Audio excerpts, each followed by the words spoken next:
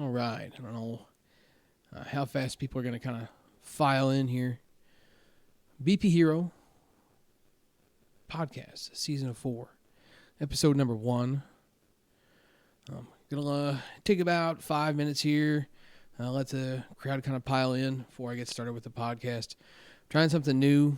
I'm going to try to do a live podcast to maybe engage with you guys a little more. Not that you guys don't engage well on my channel anyway, but so maybe this way, if I'm talking about something you need me to elaborate or want me to elaborate on whatever topic it is I'm talking about. I mean, there could be a million different things that, it may be just even a specific topic that you would rather me cover than what I'm talking about. So we're going to kind of go with that. I do have some stuff still that I want to talk about, but sorry for kind of bouncing back and forth here. I've got you guys that I'm talking to right here. I've got a secondary monitor set up. I'm kind of keeping an eye on my stream and everything to make sure I've got everything going and everything's running well. And so I can check any comments. It's Friday afternoon, February 1st. I hope everyone's doing well.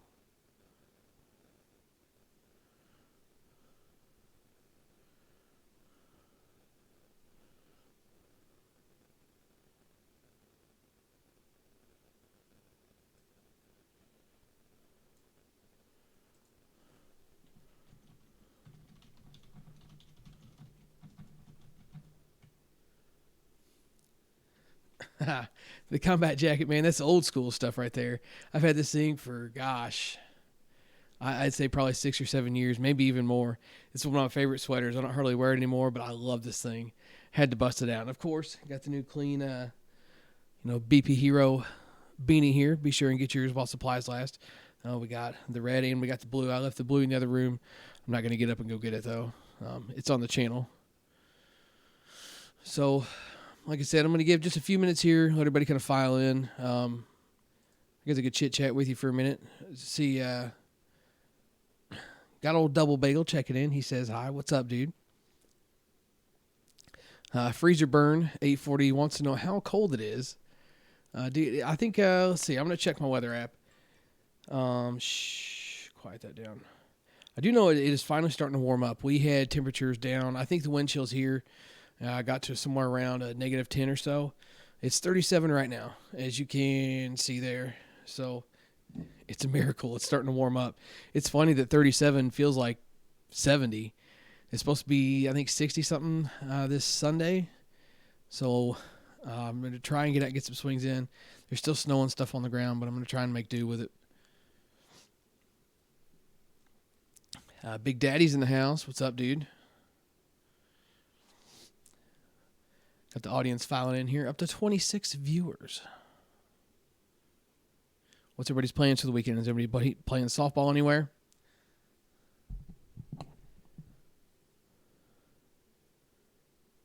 Yeah, that's right. That's why we haven't had any reviews yet. It's been brutal. I was really hoping, I'll talk about this more in the podcast, but I kind of took that window of from when I posted the best of 18 video until today. I kind of took that little period off there. Was kind of hoping to get some content in, but it just never worked out. There was a couple times it probably could have went and hit. Probably would have been a little too cold, risk breaking a bat, and I'm not really trying to do that this early in the year, so just kind of held off. The snow is kind of melted. I'm hoping this warmer weather kind of takes care of that, but we'll see what's going on.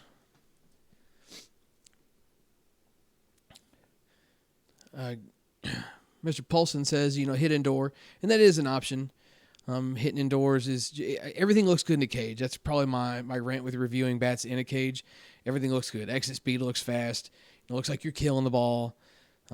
So to me, that's kind of a tough gauge to hit in a cage and really give a bat a good, honest review. I can get my initial thoughts out of the way for sure, and I've done that before, just to kind of get my initial thoughts and kind of what I think of a bat out of the way, so when I get out and hit, I can just really, kind of do my thing. Won't take me very long at all to get a good feel for it outdoors and then be done with my review.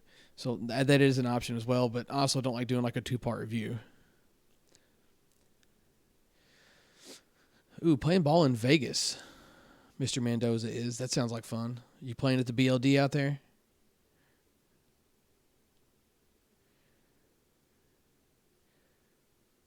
Kyle Herman says, eat food, Super Bowl food. What you eating, man? I think we're going to probably just kind of kick it old school, do like some meatballs and little smokies and stuff like that. Freezer Burn 840 also wants to know, so am I a Chiefs fan or a Rams fan? When the Rams were out here, I've always kind of been a Rams fan. Mike Martz and Kurt Warner and Marshall Faulk and all those guys made excuse me. This is what I was afraid of with doing like live stuff. It's like I'll stumble over my words and I can't go back and like edit that out. So forgive me. But no, I really liked watching when all those guys were in town. The greatest show on turf, they called it. Man, it was the truth. They made it look so easy. It was a lot of fun to watch. So I've always kind of been a Rams fan from there. You know, kind of been keeping up with them. I've been a big-time Bears fan for, probably 10 years now. Brian Urlacher was one of my favorite players when he was still in the league. And that defense has always been fun to watch.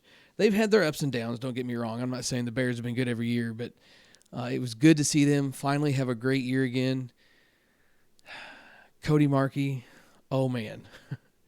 But it was good to see them have a good year again. That defense was awesome. That's what made me a Bears fan, was watching their defense just absolutely dominate. Khalil Mack, not necessarily reminded me of Brian Urlacher in terms of like, I don't know, they don't have the same style of play. They're both very aggressive and very good at what they do. But it kind of gave you that old feel again, you know, so that was pretty cool.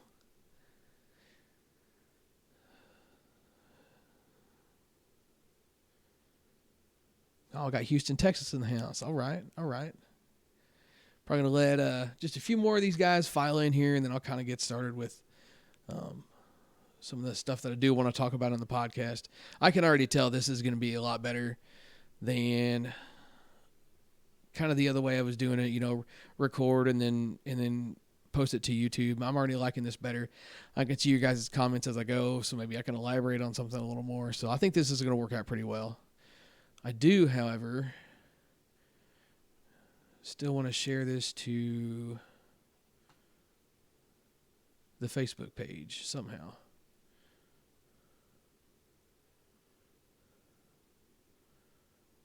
Let me see. Here we go.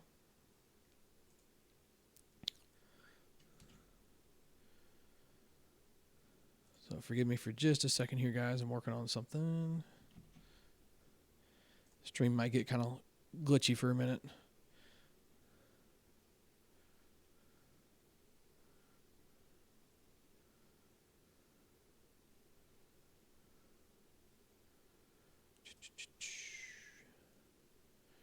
Actually, I am going to go hit some cage bombs tonight, so I'm looking forward to that. Probably not going to swing anything new, though. Hitting just some U-trip and ASA balls, just a mix of stuff. And honestly, I just need swings in general. I haven't swung a bat in over a month, which is partly my fault. I mean, there's all kinds of indoor cages and access to stuff around here. I just really haven't took the time to do anything. Been on that work grind. That takes up a lot of time, too.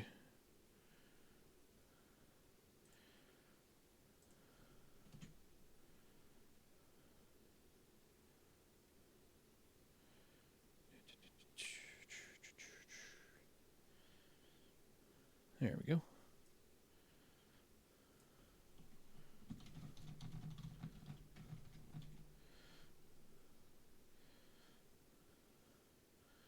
Publish. Not now.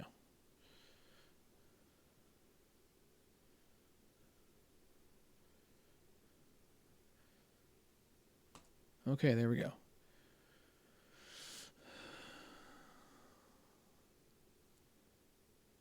I got Tobias out there in New York. What's up, dude? Titan.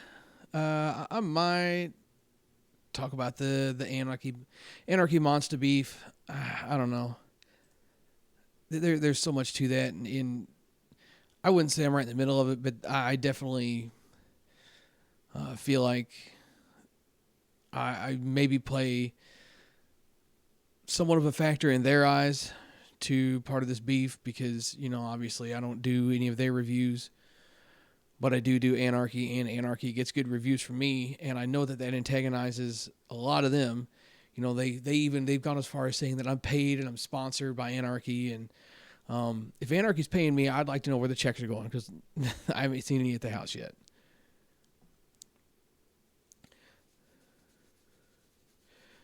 Jordan wants to know where Gabe has been. I haven't seen him with me anymore. I don't know, Gabe and I just kind of went our separate ways. We still hang out. We're still friends. But just the podcast thing is just something that just kind of evolved into this for now. I know a lot of you guys enjoyed Gabe, but I think we're just kind of going a different direction with things. It's hard to get our schedules together, too. He's had some stuff going on that he's been dealing with, some big life changes that kind of got his schedule off from mine. And same thing with me, a new job and everything else has kind of got me turned upside down. So that kind of pushed our schedules apart to make it hard for us to podcast.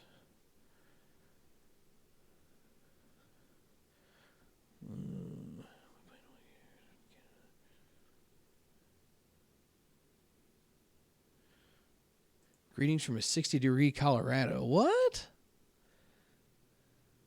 60 degrees there? It's 30 here. Go figure. Jay Johnson. I will talk about Denny Crine leaving Micah, and I'll cover that in a little bit. That's a good one. I do want to talk about that.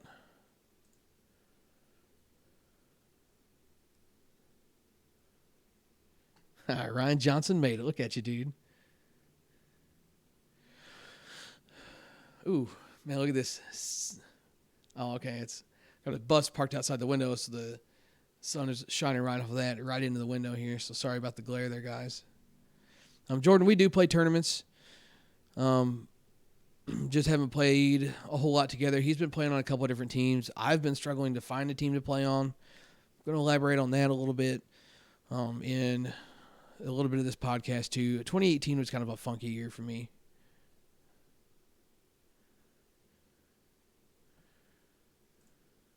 So...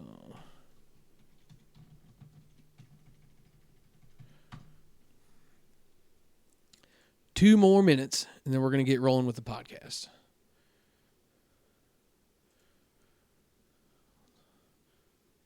Forgive me, I don't know what this button does, but I'm going to push it.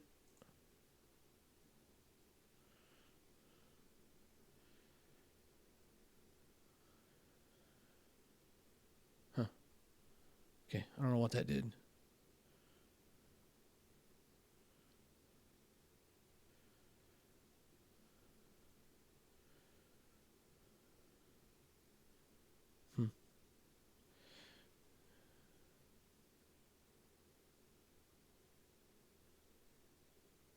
Zapped you? What zapped you?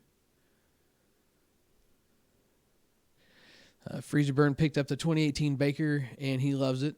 I didn't get a chance to try that one, but it looks like he said, based on my review, he did get the Travis Clark, but got the Vet Foster Clark, which is still a great bat.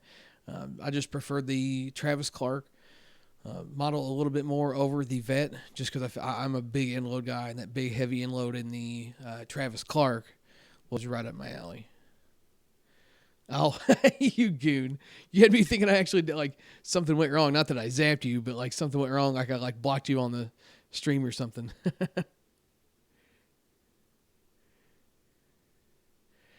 Darren Nielsen, do not get the Dinger Slinger. False advertisement for sure with that one. But okay, here we are. I'm going to get this rolling so we can go ahead and get this podcast over with. I got stuff I got to do. So I got to go hit at 6 o'clock, so I need to get this done, go cook dinner, work on a video, all that to come. But I was talking about it just a second ago. I don't know if you guys are kind of catching up or maybe we've got new viewers coming in. What kind of happened with the podcast in terms of even last year? I think I did 3, maybe 4 episodes. I could go back and look. It was just kind of a funky year for the podcast. Like I said, not doing it with Gabe anymore was a bit of a change. I don't like kind of doing the solo podcast as I'm sitting here doing one. I've got to get over it at some point, so I might as well go ahead and do it because you guys enjoy the podcast and I like doing them. But my problem with doing a solo podcast is kind of the aspect of, pardon my French, but I kind of sound like an opinionated asshole to me, sitting here, just kind of blabbing my opinions and my views, and it's kind of an I'm right, and nobody else is right kind of thing, because there's nobody. It's not a discussion. It's just me sitting here kind of preaching to you in a way. I know that even if you do feel that way, great, because that's how I feel too. But some of you guys still enjoy my opinion in the videos and the podcasts and things like that. So I've got to suck it up and get these things going. So I may still have some guests on. Like I said, Jordan and Will I had on in a couple of the podcasts last year, and that went pretty well. Probably have them on again at some point. But it was also hard to get my schedules matched up with them, especially Jordan. Jordan's running like a madman doing basketball and stuff during the winter, and during the summer he's got all kinds of other stuff going on too. And Will lives, clear out on the East Coast, and I'm smack dab in the middle of Missouri, so it's kind of hard for us to get our schedules, especially with the time difference, get our schedules synced up, because he works crazy hours and I work midnights, so it's hard to get our schedules synced up to be able to sit down and do something. But I do enjoy podcasting with both of them. Jordan was kind of an improv thing. Will had something going on and couldn't make it, and threw Jordan in the mix, and it worked out pretty well. So I want to work on having some more guests as well. I know I talked about that in the last podcast. I'm hoping this next podcast, which I'm not going to make promises on, but I'm hoping there's going to be another one within 2 to 3 weeks. I'm going to try to keep the 2 to 3 week window going, just to kind of keep the consistency up. So maybe the podcast won't be as long, so they're easier to listen to. Because I try to shoot for that hour mark, because I never know when the next one's coming. So I try to give you guys something to listen to for a while. But I'm going to try and shoot for maybe, 30, 45 minutes, somewhere around in there. Of course, I've been sitting here rambling for 15 before I got this started, so I'm not going to count that in there. But it's a work in progress. I'm, still kind of new to this podcasting thing in general. Gabe and I was just kind of a flow that kind of worked. So bear with me, and we're going to try and have a good season 4 of the podcast.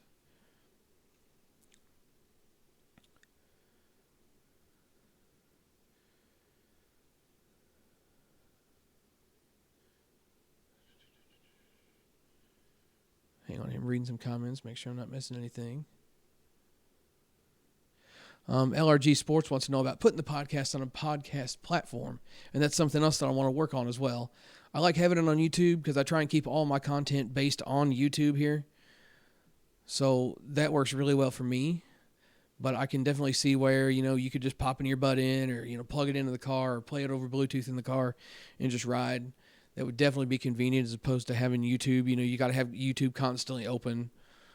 And, unless you've got YouTube Red, so you've got to have YouTube constantly open and doing something. So that's something to look into. Somewhere to host as many episodes as I want to do. And as long as there are somewhere to host that, it's kind of pricey. Maybe I could get a sponsor to do that. I don't know. But, the year is young. It's only February.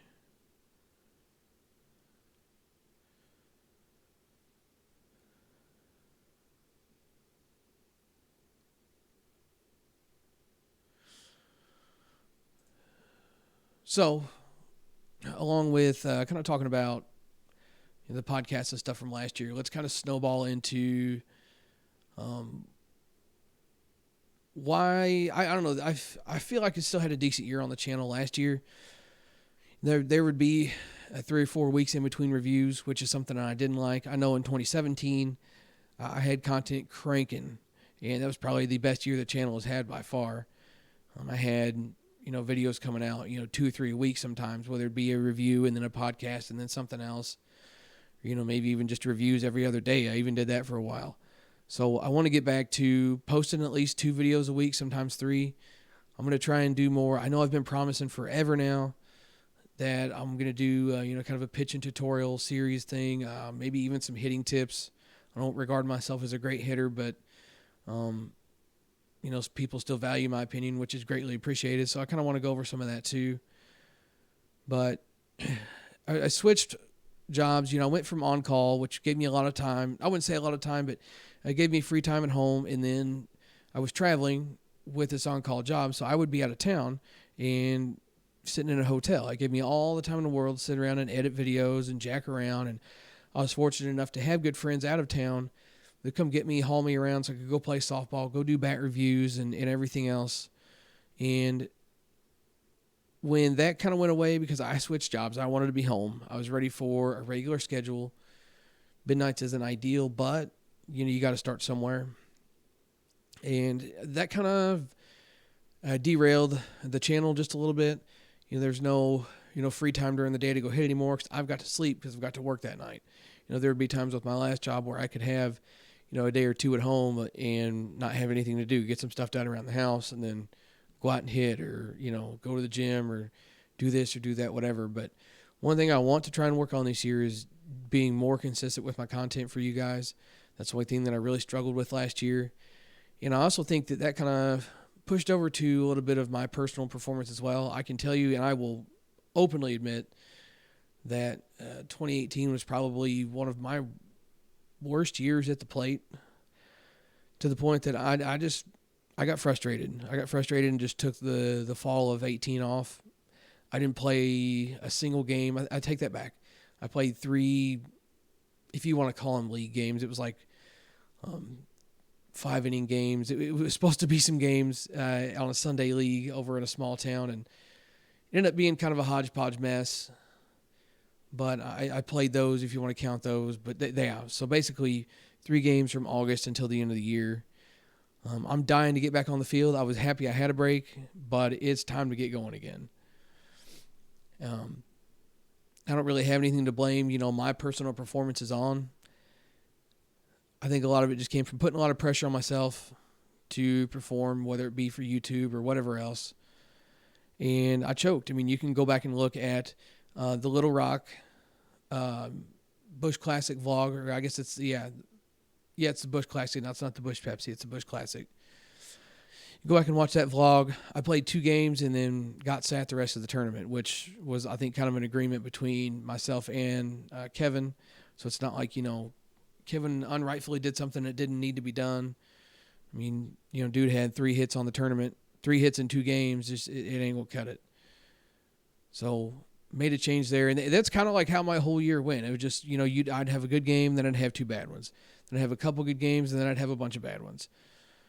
And just struggling to get picked up or find somewhere to play just made it that much more frustrating for me.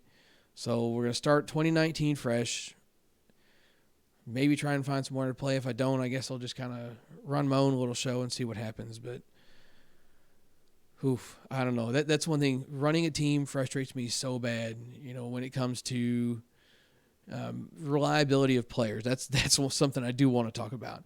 Being reliable.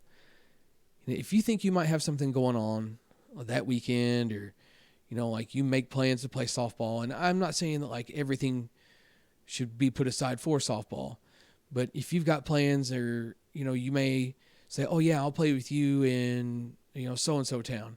And then somebody else asks you to play somewhere else that might be a better team or a better opportunity for you. You just jump ship and go run off with them. There's no better way to not get asked back than to do things like that. Reliability is such a big thing. If somebody asks me to be there, I'm going to be there. I could probably count on one hand how many times I've backed out of a tournament a day or 2 before that didn't have anything to do with having to go to work. That was a big thing with my last job was, it'd be Friday night, we play Saturday morning, and I'm getting called to go to work and won't be back until Monday. But reliability is such an important thing. I think it's one thing that kind of gets overlooked sometimes, and sorry, I got distracted here. Something that kind of gets overlooked sometimes. And, I'll take somebody that's going to show up and play hard every game as opposed to somebody that I'm wondering if they're going to bail, or, you ask somebody and, okay, well, I'll let you know. And then it's Thursday afternoon and you ask them and, assuming they're going to play, and they're like, oh, I had some stuff going on I forgot about. I'm not going to be able to play. Well, you knew about that stuff beforehand and you didn't do, the diligence of saying, hey, got something to do this weekend. Nothing drives me more crazy. So that's one thing that frustrates me with running a team. Hopefully, if I do end up having to run a team, it won't be that bad this year.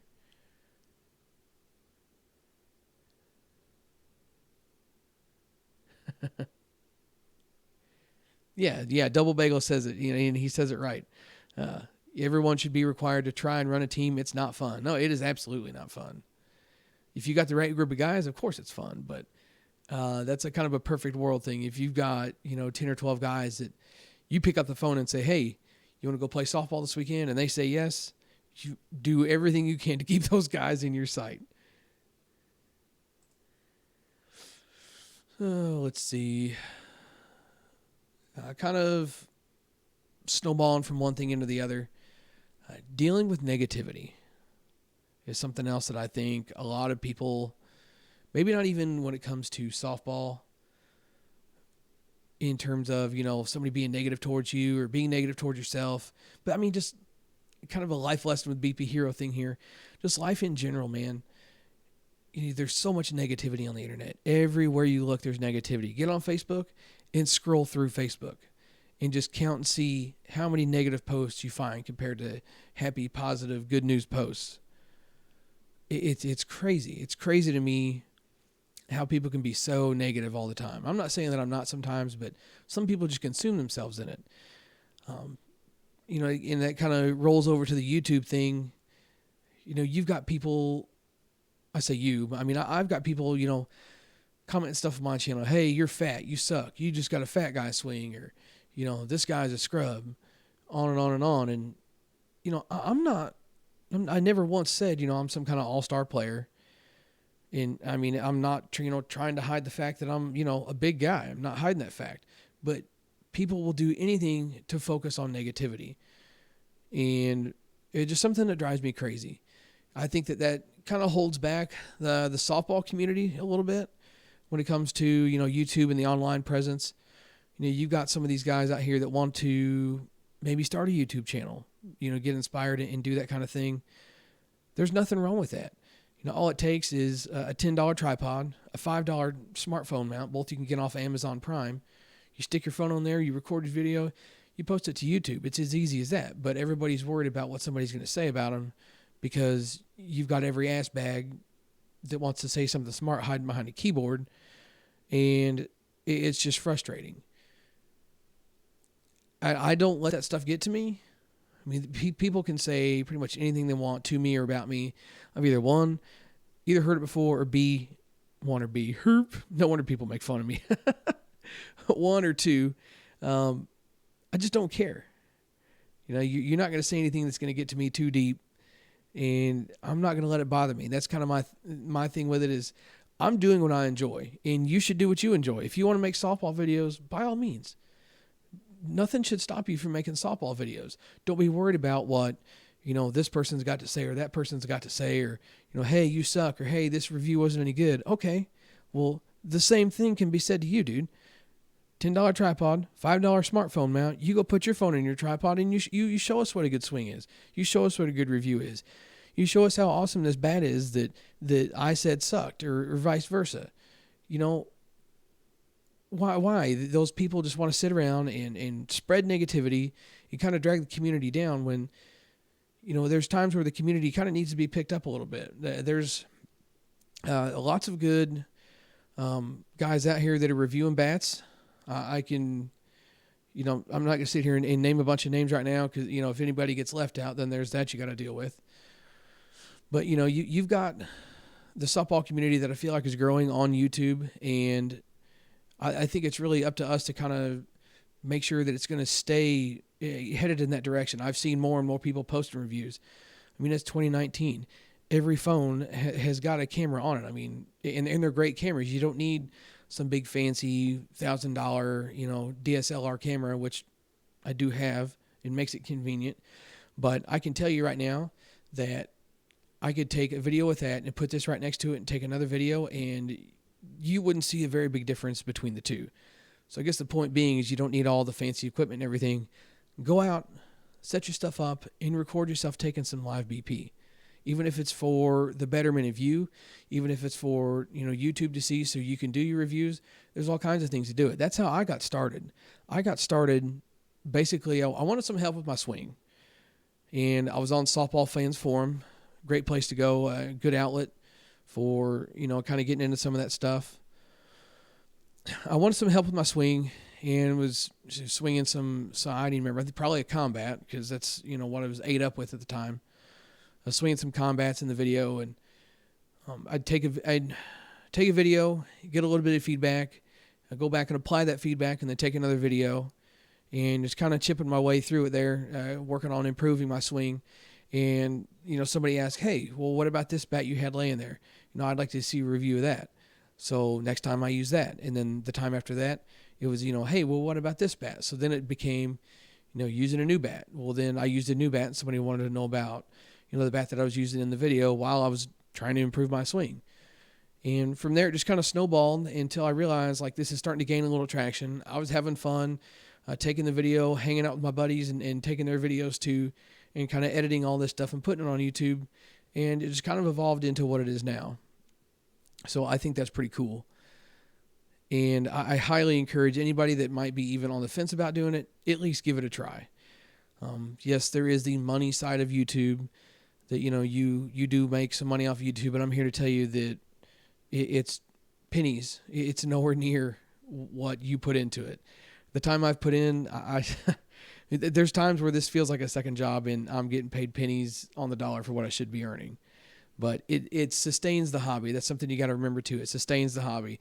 It lets me, be able to order stuff like this to sell to you guys. It enables me to, buy stuff to improve the channel. It enables me to, mail bats back to people that are sending them to me to review. It just kind of sustains itself, and that's perfectly fine with me. So if you're on the fence, I highly encourage it. Nose through the chat here real quick.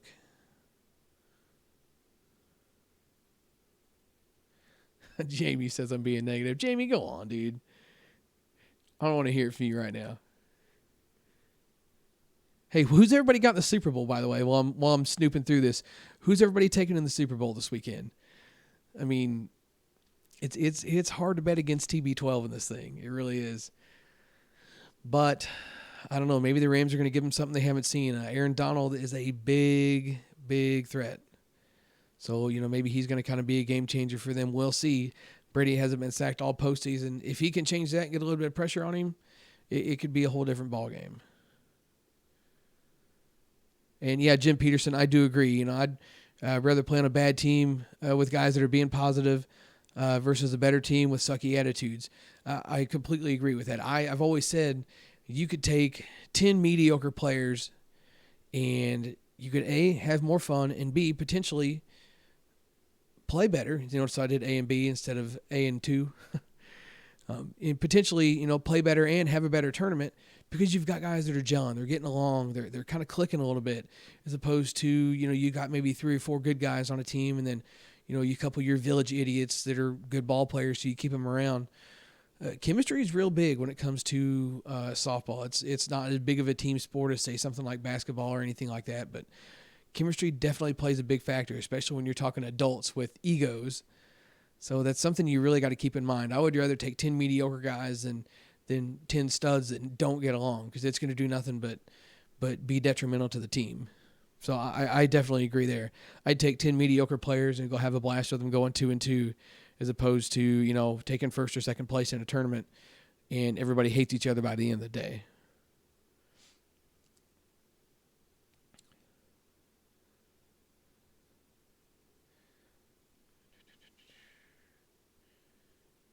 Let's see, nosing through this here.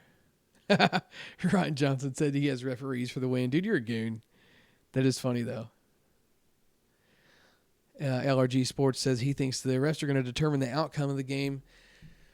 Man, I don't know. There's so much going on with all that.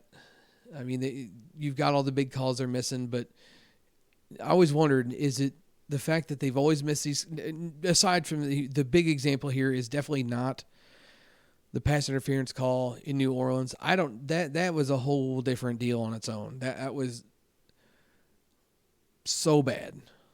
So bad. Referees are human, and I totally get it.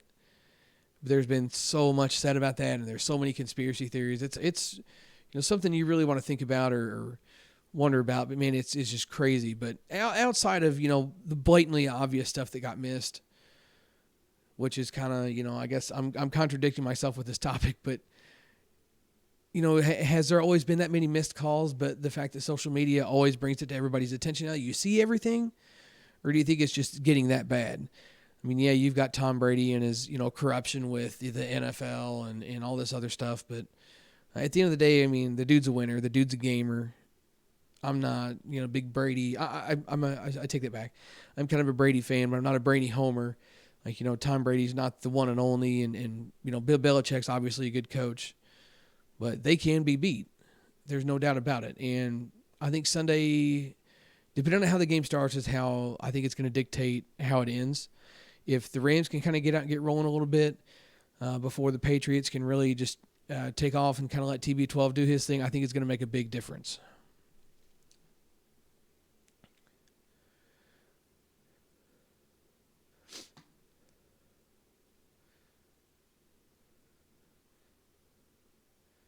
All right, let's see. Next topic.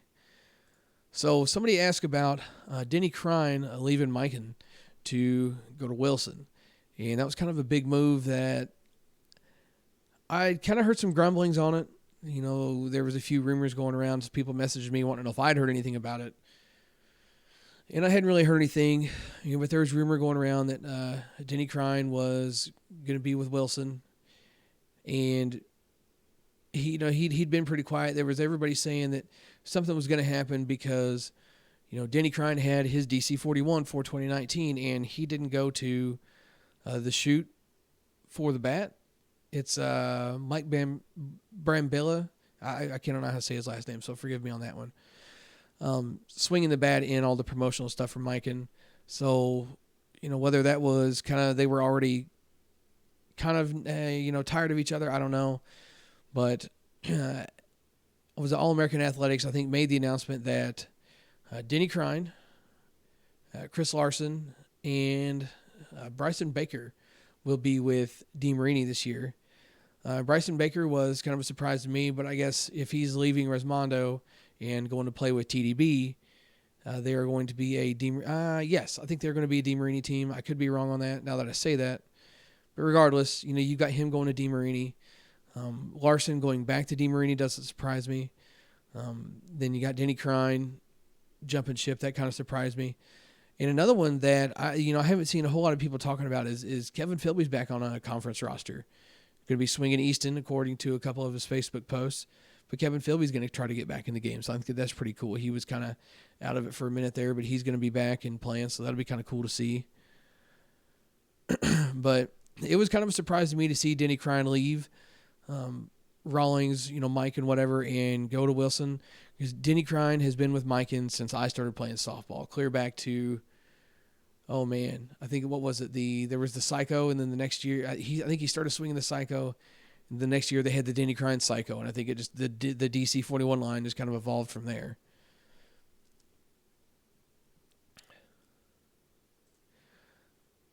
Let's see. LRG Sports says, does your wife still play softball? As the guy who runs a co-ed team, I know how hard it is to find girls who can ball.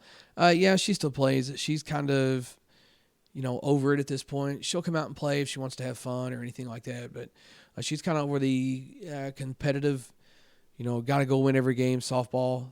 She just wants to go out, get a few swings in, have a little fun, and go home. Obviously, if you're there competing, that's a whole different thing. You're going to turn that competitive gear on, but she doesn't show up with it on, which is fine. Not everybody's, out there trying to win every game or play like it's Game 7 of the World Series. Whether she just got burned out from, me being into softball, I don't think so, because she still goes to all these tournaments that I play in, and, she watches just as much softball as I do. I'll sit down and watch the conference games, and she sits down and watches with me.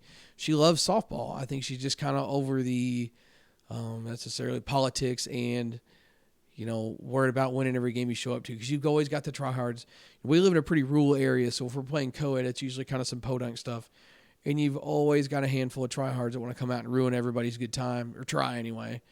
We've been lucky enough to ruin a few of their good times, but that's a whole another thing. But, you've always got those guys that want to come out and, act like fools, just trying to win every game in podunk USA. And that can kind of, ruin the vibe for people. And I think she's kind of lumped in with them.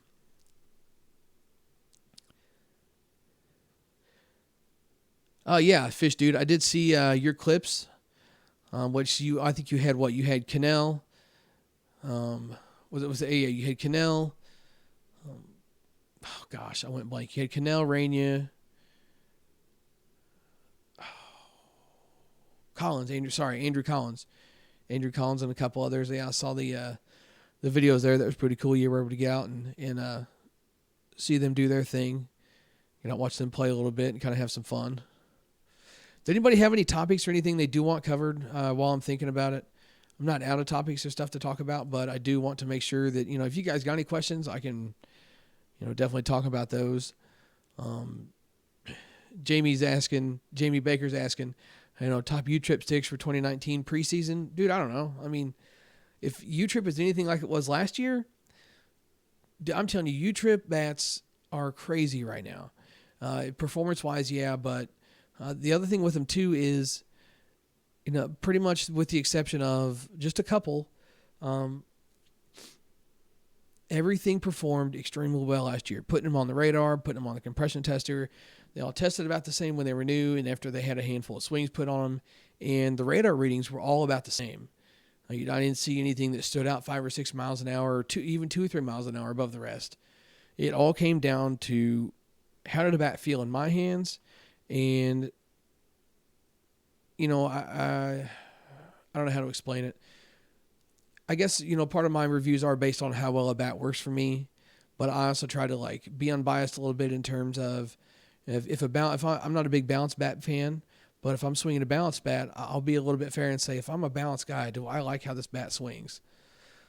So I try and factor that in as well, and even with all that considered, when it comes to U-Trip bats, really, you just need to find what you like preference-wise and just grab it and go, because they are ridiculous performers.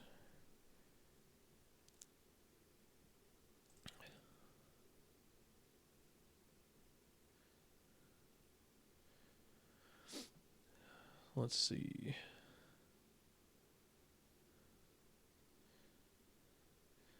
Joe Lav, big fan of content, my dude. Thanks, man. I appreciate it.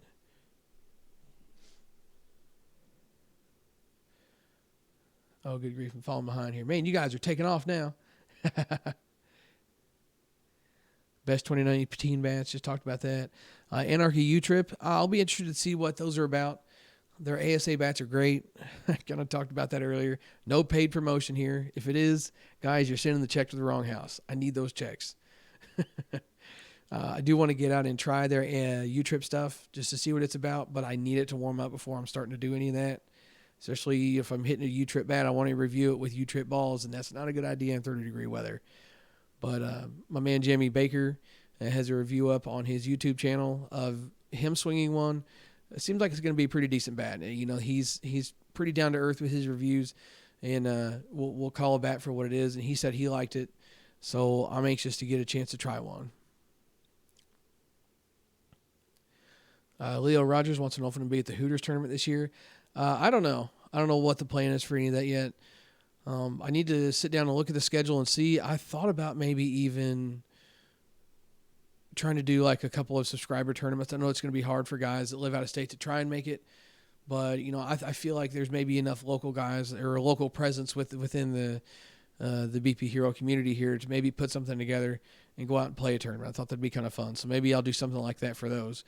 Columbia's a half hour away from me, and I'm not beyond driving to Kansas City or St. Louis to go to a tournament either, but I've also got to consider other people coming in and kind of doing that thing, throw together teams in a city like St. Louis, playing against some of that competition. Could fare bad sometimes, but it could also go well. So I think you kind of pick and choose your tournaments there, and decide where you want to take your throw together teams.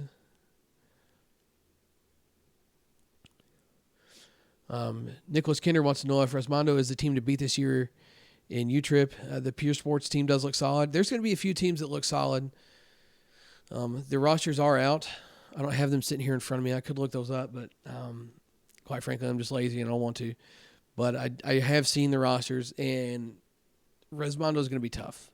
TDB is going to be good, so I think that'll be another one. Dan Smith, they didn't really lose anybody and made just a couple of pickups. I do like the fact that's what I'm talking about with chemistry, kind of keeping all these guys together and rolling with the same team. Everybody gets familiar with each other. It's one thing that's always kind of interested me with conference softball is, some players, go team to team to team, over course of a few years, which is, whatever, that's their prerogative.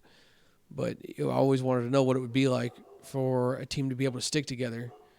My dogs are barking. I'm sorry if you can hear that. But I always want to know what it would be like if a team did stick together.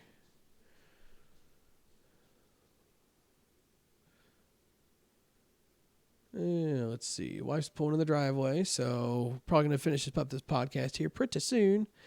I'm going to have a screaming 2-year-old coming here in just a little bit. Should be all up in my business. Let's see.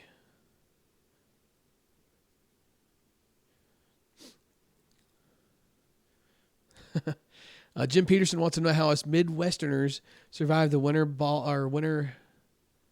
blahs. I'm guessing he means winter months until spring. Dome ball. There's no domes in Missouri that I know of. Same as Double Bagel said the same thing. There's no domes in Missouri that I know of to play softball in. We play some snowball tournaments, which is pretty much what it sounds like. There could be a foot of snow on the ground. It could be 6 inches of mud. You go out and you play softball no matter what.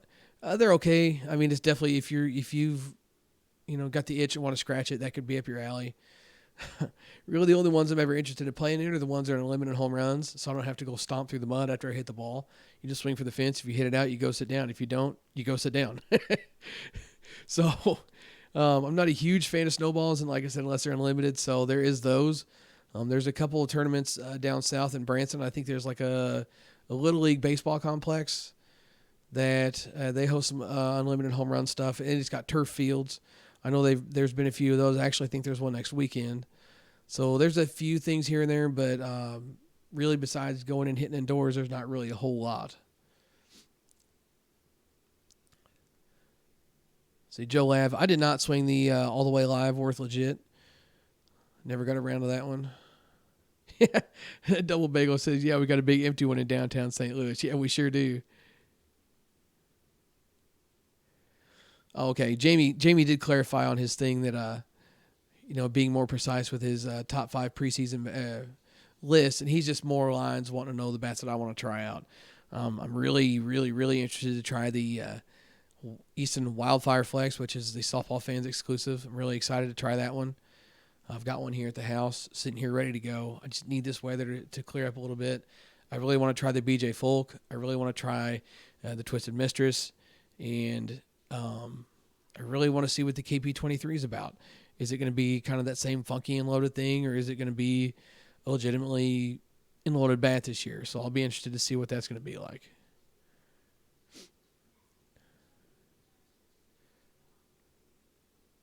Ever played GSL wall ball tourneys?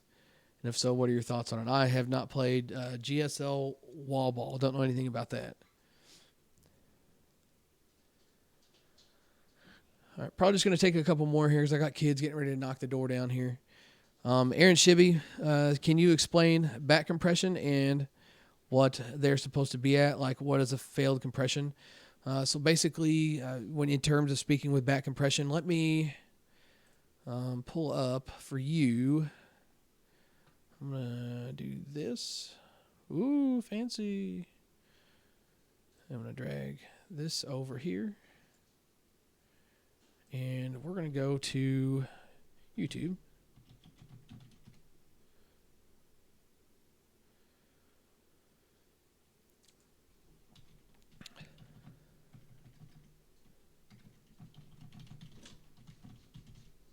Hey. Just come barging in on me. No, that's cool. I'm looking for a specific video here. Looks like I'm not going to find it. And I'm kind of diving down an alley of stuff that I don't really want to talk about. So we're going to go back up. And we'll use my video as an example here. I am going to mute it. But, basically what we got going on here is we got a compression tester. You put the bats in here and basically, oh man, this is really choppy. I'm sorry. And basically you put this in here and it's going to clamp the bat down, and depending on how much the barrel is broken in is going to depend on how much it flexes. And when this device clamps the bat down, it's going to apply the same pressure every time, and the resistance that it's going to get is the number you're going to see on the gauge. The more it's broken in, the lower the needle is going to be. Looks like that bat right there is just about on the pass-fail line. So in terms of U-trip numbers, most bats these days come at around 260 or 270 as far as compression goes. The 260, 270 is pretty standard. I'll go ahead and close that so I don't make sure this don't get too choppy on you guys. Okay. So anyway, most bats these days come in around the 260, 270 range, and failing number for a bat on a compression tester is the 220 mark for U-trip. And basically all a compression tester is to make sure that a bat's not too hot for play. That it's not broken beyond the point of, what U-trip considers would be failing their test, which means it's going to be, not legal for play. So it's not perfect.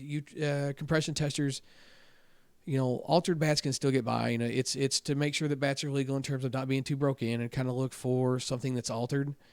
And, altered bats are still going to slip through, maybe not as easy as they would before, but that variable is definitely still there. So, and a lot of it boils down to as well, the man swinging it. A guy that's swinging a bat that's brand new might hit harder than me with a bat that's got 1,000 swings on it. So compression testing is not perfect, but you've got to do something to try and police wouldn't be the word. You've got to do something to control, altered bats getting into the game, and that's compression testers basically the way you would do that. Whether it be altered or, like I said, something too hot to use. Let's see. Jay Johnson wants to know, is the swing feel similar enough between the USA, which is ASA, and a U-trip bat to recommend buying a single model of one of each? He's exclusively swung DCs, but people often ask for his recommendations. Uh-oh, I might have to sneeze, guys. Hang on just a second.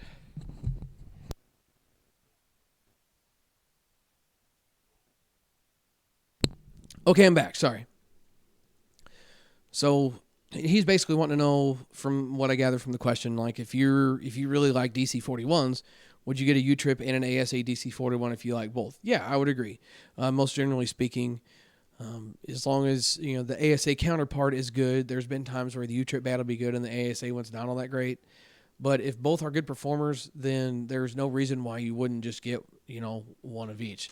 If you like the U-trip model, definitely get the ASA model. I'm a big proponent of that. What are you doing, squirrel? And this is going to just about conclude the podcast. You want to come here and say hi? Come here. No. Hey, you say hi? Say hi. What? Okay. But to answer the question, yeah, always trying. What? I don't know. I think so. I don't know. Can you give me a minute? Be like 5 minutes. Okay. Yeah, that's your picture. But anyway, sorry. Yeah, I'm a big proponent of that. I always try and get, one of like an ASA bat and a U-trip bat. She's fine. To get an ASA and a U-trip bat, because I want things to stay similar, especially if you're looking for consistency. You're not going to be consistent swinging a balanced bat, an ASA, and an end-loaded bat in U-trip. You need to try and keep everything as close as possible to make sure that you are as consistent as you can be, which means you're going to perform at your best. Probably just going to do one more here and be done because I've got a 2-year-old over here screaming. Let's see. Michael Ruiz asked if I do have any sponsors.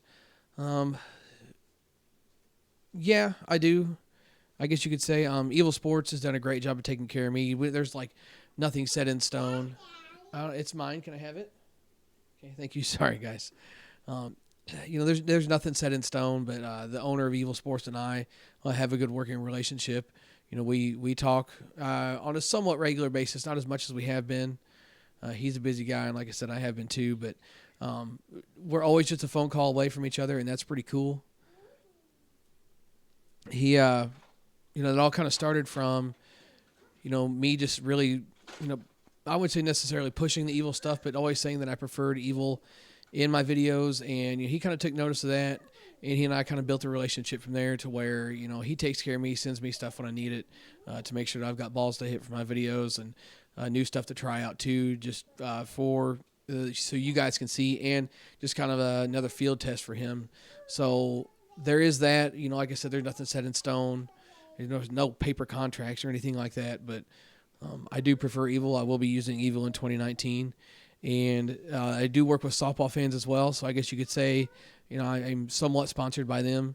They send me a lot of bats that I get to try out for these videos, as I'm sure you guys well know. I like to use...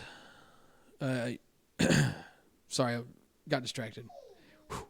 This is that editing thing I was talking about. my kid's over here playing. But no, I like to work with them as well. They've done a really good job of taking care of me, sending me all kinds of new stuff to try out. I've got a box of, what is it? I think 13 bats sitting in the other room right now that all needs to be swung for 2019. I just need this weather to cooperate so we can do so. But this kid down here is going to do everything she can to get in this camera. So we'll go ahead and shut it down, guys. I do hope you enjoyed this kind of new style podcast. Let me know what you think, because I know that not everybody's going to be seeing this live, so we can make sure and watch it later. So let me know what you think, if this is something you want to see more of, or if you'd rather me go back to the old style where I just kind of sit and then mumble jumble for a while and then post it on YouTube and do that. So I'm willing to work for you guys here. You just need to tell me what you want, and I do want you to do one favor. If you're not subscribed to the channel, go ahead and do it. I know that I get a lot of views, and I can go back and look at my analytics and kind of look through those numbers, and there's so many views that I get that aren't from subscribers, and I can't help but think that some of those are consistently people watching the same stuff, but they're not subscribed to the channel. Just go ahead and hit that subscribe button, man. Turn on those notifications so you're going to see the videos when they come out. You don't have to go search it for them. You have the little notification right there on your phone, so you can click on it and check it out. That's it for this podcast, guys. Hope you enjoyed it. Enjoy your weekend. Enjoy the Super Bowl. I'm going to try out and get out and get you guys some content, and I'll catch you guys later.